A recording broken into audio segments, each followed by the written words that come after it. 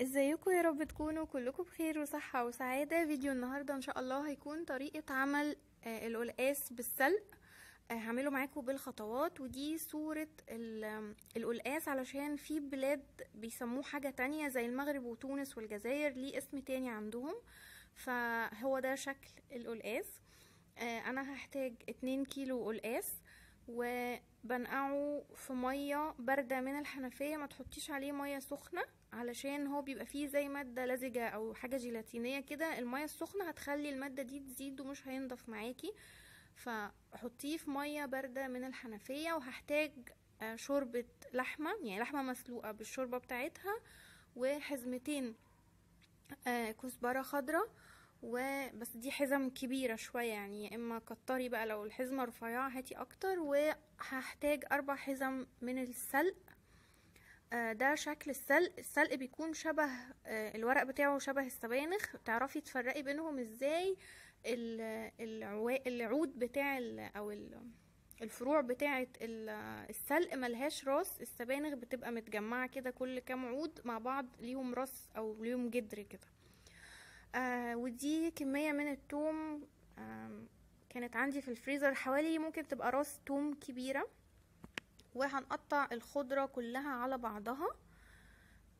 والقلقاس بننقعه في مية وبنغير المية كل شوية. ممكن تحتاجي تغيري المية مثلا 6-7 مرات لحد لما المية تبقى صافية خالص ما فيهاش اي عكارة، والمادة اللزجة دي تروح. هتفضلي بقى ايه، كل ما تغيري المية تعملي الحركة دي كده، تدعكيه بايدك كده علشان يضيع المادة الجيلاتينية اللي فيه دي وينضف خالص. وتمسكيه كده المكعب القلقاس تلاقي ما فيهوش اللزوجة دي خالص، راحت. لان لو فضلت فيه هتخلي الاكلة كلها عاملة زي الجيلاتين كده، بتمط كده. فلازم القلقاس ينضف كويس، واهم حاجة مية باردة من الحنفية. هنا هاخد كمية التوم، هشوحها. اختاري المادة الدهنية اللي تحبيها، سمنة، زيت، زبدة، زي ما تحبي. وهنشوح التوم لما ريحته تطلع كده وياخد لون مصفر شوية. هحط عليه الخضرة كلها المتقطعة على بعضها، وهفضل اقلب فيها. انتوا شايفين الكمية دلوقتي كبيرة قد ايه؟ يعني انا جايبة اكبر صينية عندي تقريبا. هتلاقوا كل ده بقى كمية صغيرة جدا، فما تتخضوش يعني من شكل الكمية دي تقولوا ده كتير. هو في الاخر هيطلع كمية قليلة. وكل ما بتكتري الخضرة كل ما لون القلقاس بيبقى حلو، خضاره حلو يعني. هنفضل نقلب كده. النار عالية، ما توطيش النار خالص، علشان في الوقت ده هنوطي النار لما الكمية تنقص. بس دلوقتي علشان ما يفضلش الخضرة تنزل مياه كتير لازم النار تفضل عالية.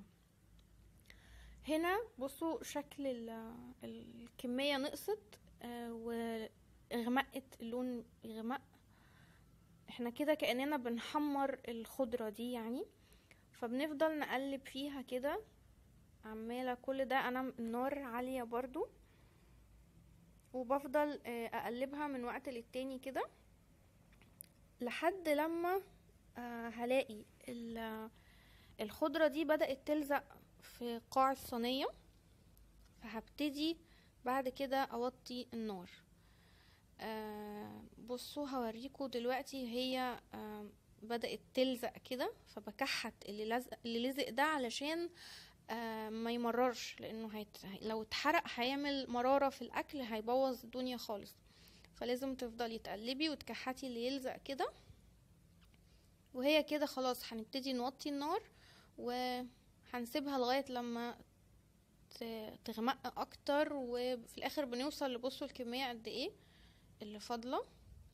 وخلاص بصوا القاع برضو بتاع الصينية كل شوية نكحت كده على قد ما نقدر، علشان ناخد الطعم كله يطلع من التحمير بتاع السلق ده.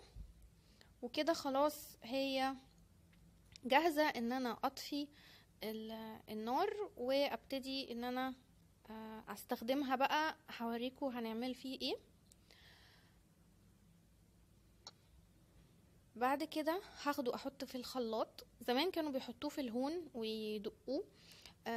انا بحطه في الخلاط، وباخد شوربة سخنة، وبحط كام كبشة كده، يعني شوية شوربة بحطهم في الصينية، وبكحت باقي الفاضل ده في الصينية. بيدي طعم حلو وهيطلع لون حلو جدا، وهيطلع منه كمية حلوة. هتشوفوها برضو دلوقتي، هوريها لكم الكمية اللي بتطلع قد ايه من اللي باقي بس في الصينية ده.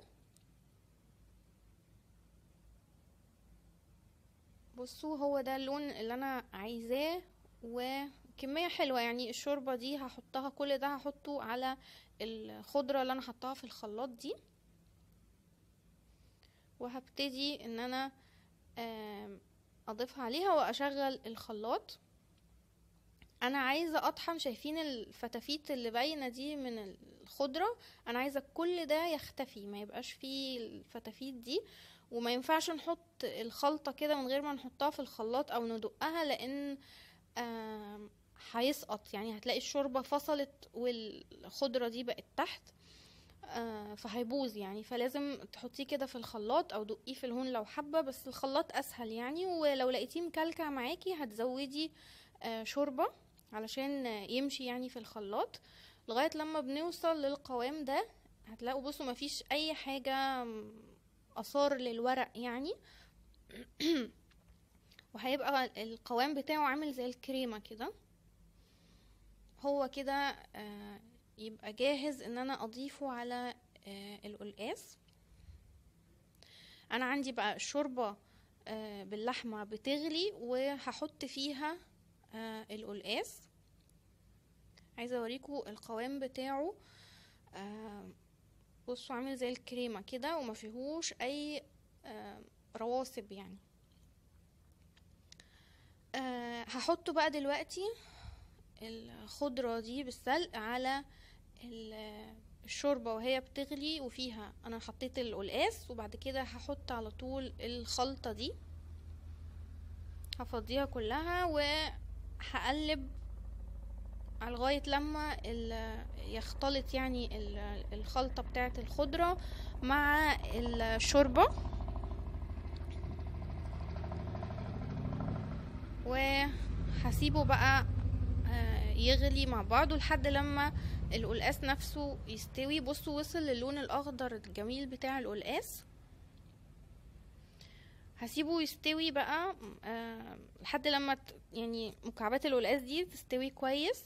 بس اوعي تتهري منك علشان ما تبقاش عامله زي البيوريه يعني. لازم تستوي. هوريكم برضو شكلها. هو هنا خلاص خلص واستوى.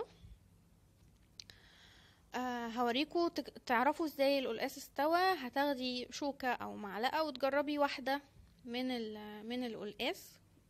بصي هتلاقيه بتتقطع معاكي كده من غير ما تتهري، وده شكله النهائي. بتغرفي طبعا القلقاس مع اللحمة، وتعملي جنبه رز ابيض او رز بالشعرية، او زي ما تحبي. في ناس بتحب تاكله بالعيش ممكن. واكلة جميلة وبتحسسنا بالشتاء، وكلها فيتامينات ومفيدة جدا. القلقاس عارفة في ناس ما بتحبوش كتير، بس هو جميل بصراحة لما بيتعمل كويس، والخلطة بتاعت الخضرة دي بتاعته بتتخدم كويس، بيبقى طعمه حلو قوي. واهم حاجة الغسيل بتاع القلقاس علشان ما يبقاش يعني عامل زي الجيلاتين كده. بص انا بوريكم هنا تاني، ولما حطيته على الرز القلقاس بيتقطع مستوي من غير ما يبقى مهري. هو ده كان فيديو النهاردة. اتمنى الفيديو يعجبكم وتستفادوا منه، وان شاء الله اشوفكم على خير في فيديوهات جاية قريب. مع السلامة.